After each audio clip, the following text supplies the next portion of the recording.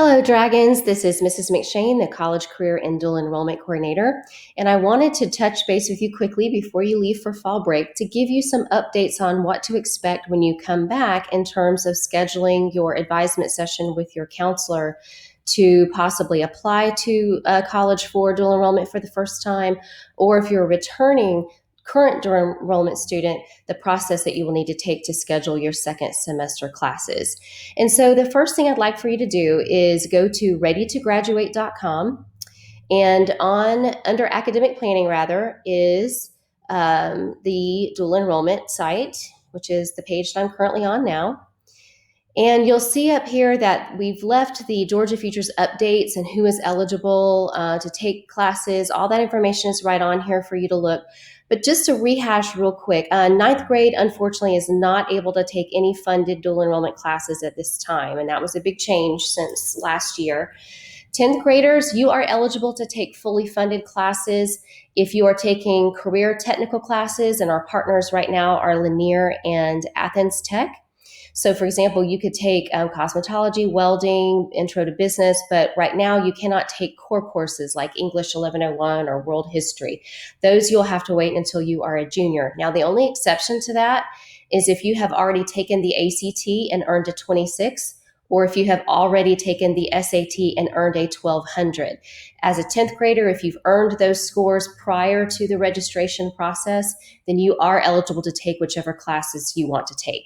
So for juniors and seniors, you're pretty wide open. So as long as you're meeting the admissions criteria to be admitted into the dual enrollment program at the college, then you can take, again, whatever you'd like to take.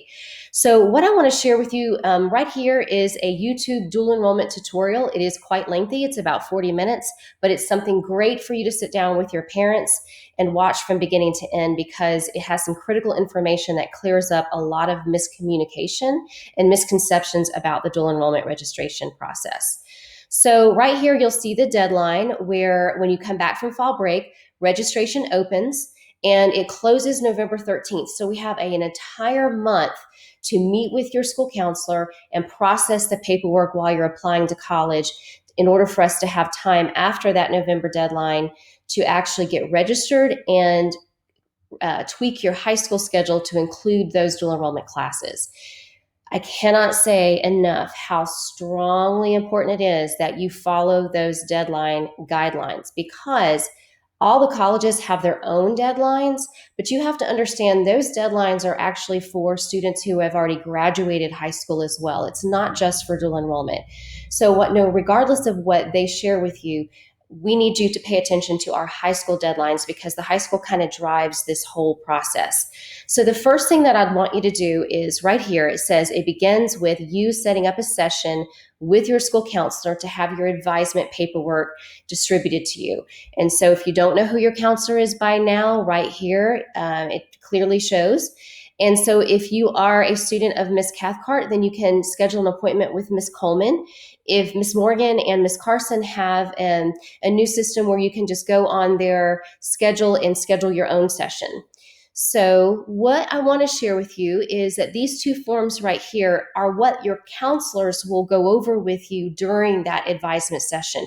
It includes selecting your classes and walking you through the steps that each college partner requires in order for you to apply and be admitted. So you don't have to download these forms. I just want you to kind of know that they're there. As a matter of fact, it's not productive for you to fill them out and bring them with you to the advisement session, because that's what they're going to do with you during that session. So what I want to share with you real quickly is these are the links to the current Jefferson dual enrollment partners.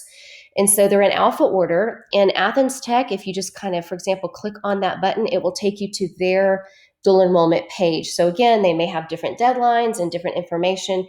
You're going to follow the process that your counselor tells you in the high school. But right here, it will tell you that you can start your dual enrollment application by applying to the college. And then there are some additional forms that you will have to download and return to the school counselor when you bring back your other forms as well. So if we go back here, these forms have actually been uploaded here for you to download and print and bring back to your counselor too. This link right over here will actually take you to the entire college's course directory. So what you'll want to do is find the term that you're interested in. Now, if you'll notice, they haven't updated it and posted spring of 2021 yet. So once that is live, we will let you know. But I just wanted you to know how to locate that. So Lanier Tech, they have a little bit of a different process. You're going to go into your Georgia Futures account and apply through that channel. But again, this is the homepage for Lanier, which will show you what you need to start doing. And this is a little profile that we've done for all of the colleges, and it's a real quick checklist on admissions requirements. So you want to look at that prior to your conference with your counselor, so you have a good idea of which college you actually are a good fit for. So if you don't have that GPA or you don't have those test scores, we might want to look at another option for you. And so I also have put on here, if you are a brand new applicant, the steps that you'll take to complete your application and admission process. If you are a returning applicant, you don't have to go through all that, which is really nice, especially when it comes to doing your dual enrollment funding app. So if you'll kind of pay attention to this information, all you have to do is schedule an appointment with your advisor or your school counselor, return the paperwork that's necessary, and don't worry about the funding app if you're staying with the same college and just continuing on with classes, because those funding apps are good for a year. So this is just another piece of information for you to look over prior to your conference. So we have Toccoa Falls College, Truett McConnell College, University of Georgia. Please note, though, that the deadline for spring has already passed. So if you are a junior this year and you're interested in University of Georgia for fall of your senior year, please know that the application will open in March and close in May, and you will have to have your SAT scores and your GPA up to their admissions requirements. And you can find out what those are by clicking on the UGA website right here. And that's a 3.9 GPA and a 1450 SAT or a 31 ACT. And I know it's really tough to get in there, but it's because once you're in there as a dual enrollment student, you're technically admitted to the university even after you graduate. So that's why it's a little bit tight in their requirements. And then we have University of North Georgia. Again, here are some additional documentation that University of North Georgia will ask you to look over and to submit.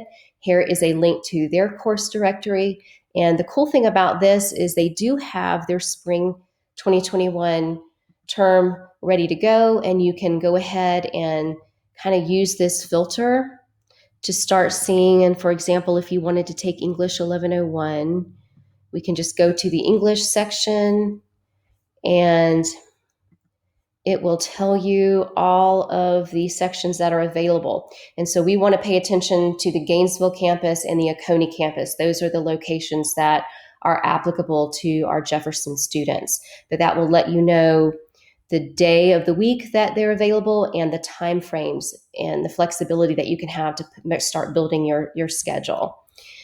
So that's it in a nutshell. So if you remember anything from today's tutorial, just know that you can go ahead and set up those sessions to meet with your counselor to determine which college is the best fit for you, which courses are the best fit for you in the time frame around your block schedule with the flexibility of other activities that you have going on. And then they will provide to you all of the paperwork that you need to apply, to have your parent help you complete the dual enrollment funding application if this is your first time. And they will tell you the dates to turn around all of that paperwork. So once you return that paperwork, it will either go back to your counselor or to Mrs. Coleman in Student Services, and then they will bring that paperwork to me, and I will help finish that registration process. So I hope this helps. Feel free to ask questions through your email over the fall break. We'll try to get to them as quick as we can when we return from when we return from fall break. And please just be rest assured, as long as you're doing your part within the deadline, we will make sure that we get your classes scheduled. Have a wonderful fall break, everybody.